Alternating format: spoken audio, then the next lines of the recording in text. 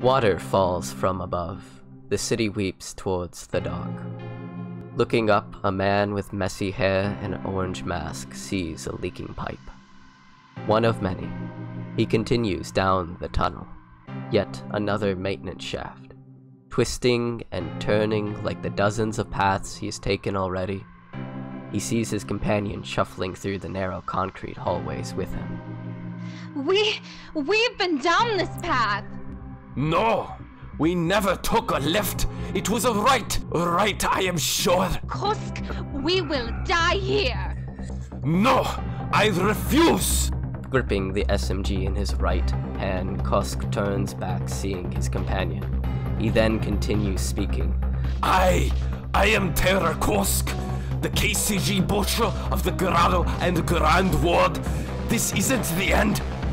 But Kosk, we've been down these tunnels under the city, between the walls for days. I hunger, Then you are weak. Can't leave me, Kosk, please. Kosk turns around to look at his companion. A friend once, family once. The memories of time drinking together, helping each other, the life they once had. His companion sits down, back to the wall, legs stretched out. His companion looks up towards him, taking their blue mask off. Kosk, oh Kosk, can't you see this is the end?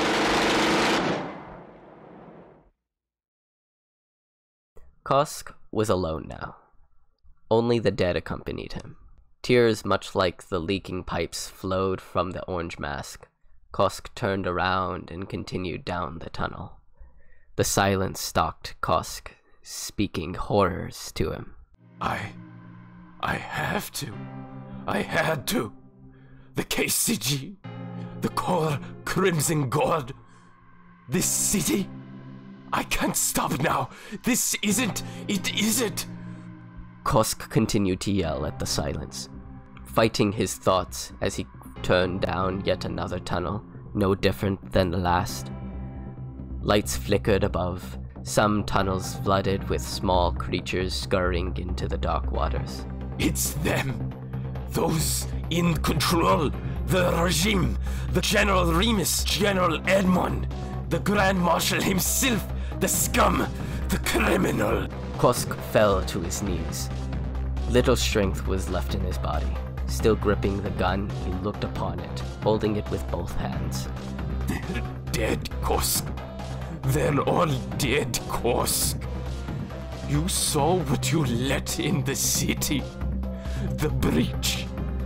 The truth. We die in the concrete box, or we die in the cold, dry wastelands of beasts. Either way, we can't escape these monsters. No. Can't think like that. Kosk desperately stands up.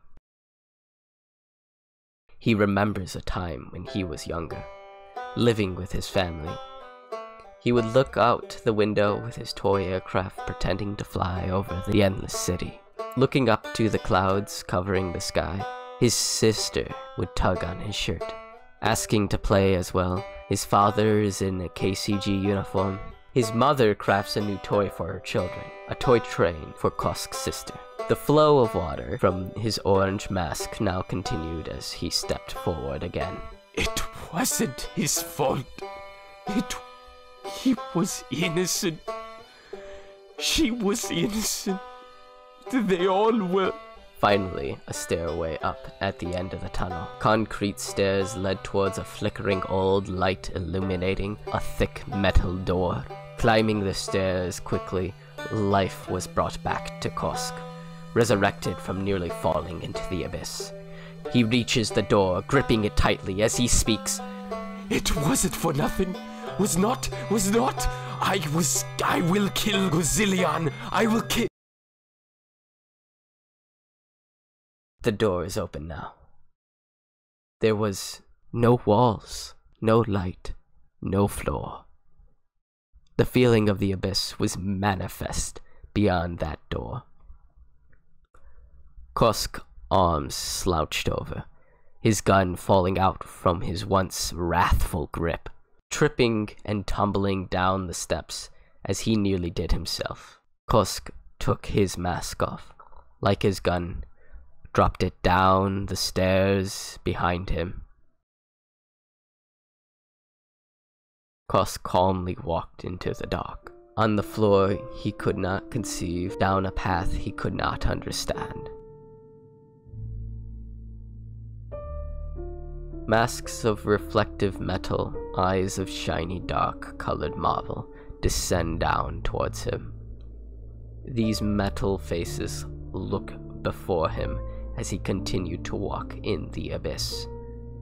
The breath of these things warmed his skin, and the chittering of insect-like mandibles vibrated behind the masks.